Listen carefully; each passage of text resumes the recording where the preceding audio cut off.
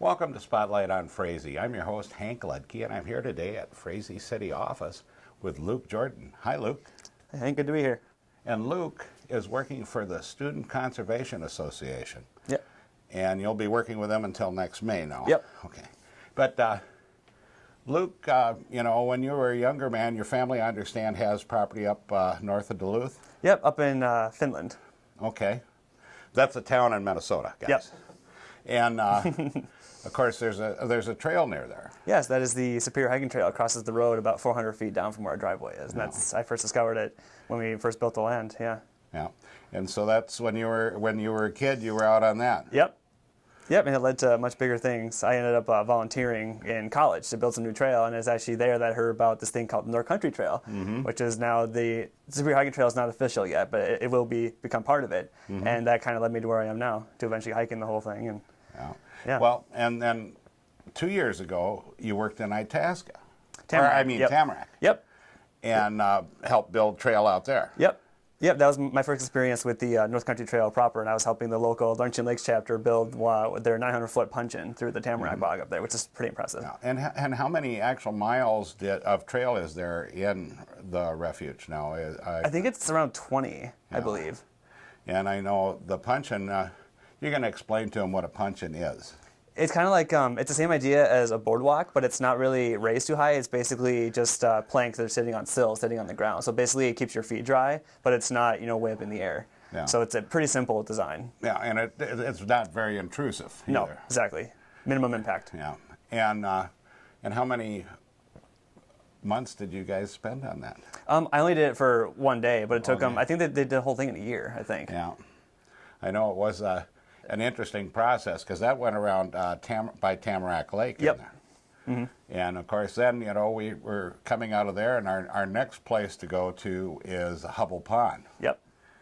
Which has been interesting to try to get through there and get to Highway 34, which eventually we bring the trail to Frazee, which right now runs down part of County Highway 29 here. Yep. And, of course, Frazee is a trail town at this point. But now, last year, you actually hiked the trail. I hiked the whole thing. Yep, started in North Dakota at the end of March and made it all the way to the Appalachian Trail in Vermont in October. So a 6.5 month, 4,600 mile long journey that was well worth it. Well, and I remember when you came through here, you had been fighting blizzards. Yes. Out in the Cheyenne grasslands, and people were picking you up and dragging you to their homes so you didn't die out there someplace. Exactly. And how big of a pack were you carrying when you were on the trail? My pack held 90 liters, which is bigger than I needed, but it's what I had. And so I was carrying about 35 pounds worth of gear, especially in the wintertime, because I had to carry more stuff, obviously, including the snowshoes. When they weren't on my feet, they're on my back, and that adds about 4 pounds, which is a lot. Yeah. Yeah. And how many miles were you doing a day, average? I averaged 25 over the course of the whole trip, but with the snow, it was more like 12, because you're just so slow going. Yeah. Well, and at least one thing, one of the benefits you had from growing up by Finland or being up there was that you understand Minnesota winters. Yes. And I know when Nimble Will came through, he ran into some issues up there and got a little frostbite and stuff because things, he wasn't, well, he was actually living in Florida at the time when he walked it. Yeah. And to come up to Minnesota and tried to be coming through here, he came through around Easter. Yep. He'd gotten shut down on part of the western part because the weather was so bad. Yep. And after he left us here, he lost his support van. But and you were the sixth person or fifth? I was the fourth person to hike the whole thing. There have been 6 now. There have been 2 since I've done it. So now there are 6 that have done the whole thing within one hiking season. Yeah, and that's just amazing. Yeah. And how many pairs of shoes did you go through? I went through 3. So as soon as one pair got holes in them, I just said I need a new pair of shoes, and then my parents would send them to the next post office. Well, I know, I can't imagine that, of course, me being crippled up, it's hard for me to walk anyway, but I remember, when I was a youth, we had property up in Smoky Hills here, and we used to go out all the time and run around the woods and the government land and the Shell River area, but to do that every day and to be surviving out there makes it really interesting. It was quite the experience. Yeah. And of course now, as you move forward now with the Student Conservation Association, like you said, you're actually working on routing now. Yes. Yep. The point that we're trying to get to is there's existing trail in Maplewood State Park, and there's existing trail at Fort Abercrombie right in the river. So we're trying to connect those 2 points together. And I've come up with 5 potential routes. And so eventually the National Park Service ultimately will decide which route they choose. But it took me basically all summer to figure out where could the trail feasibly go. And then the next step will be, once we decide, is to get the landowners that own the property to say yes to allow easements or whatever that might be. And so it's about 60 miles, give or take, depending on which route you take from Maplewood to Fort Abercrombie. Yeah. And it's, like you say, it's an interesting area. We don't have a lot of government lands. Yep. And that's what we realized once we got south of Highway 34 was we start running out of federal, state, and county lands to go through.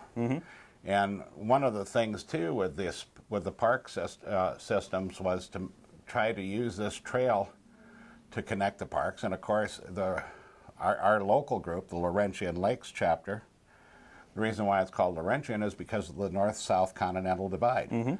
And so the North Country follows this divide across the country fairly close, one side or the other, not right on top, you know. And another thing, you know, I don't know, you people in the audience, you know, that the North Country is a sister trail to the Appalachian Trail. So that kind of shows you what we're trying to develop through this country. But this is a 4-foot wide walking trail. In a lot of areas. Other areas it runs with other trails. Through town, like it does here at Frazee, a trail town here, first one in Minnesota. And, you know, and so you're going to have a busy winter running around again, looking at how this is all going to fit together and talking to all of us again. And so any of you that might be interested in this, how do they get a hold of you, Luke? You can email me at redrivervalley@northcountrytrail.org. Should get my phone number. But yeah, that's the best way to get in touch with me. I can answer any questions you might have, tell you how you can get involved, and so I'm the best contact for this project. And so we're looking for your help to make this national trail become a reality. And right now, how much of the trail is done across the country?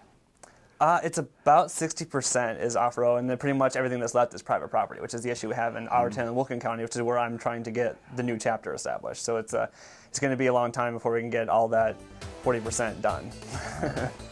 Well, I appreciate you being on the program, Luke. You know, I know this is not an easy project to do, so. No. But thank you very much. Thanks for having me. Yeah. And with that, remember, pet the dog, hug the kids, kiss the wife, and wave at the neighbor. And we will see you next week, Christmas, on TV3, Spotlight on Frazee.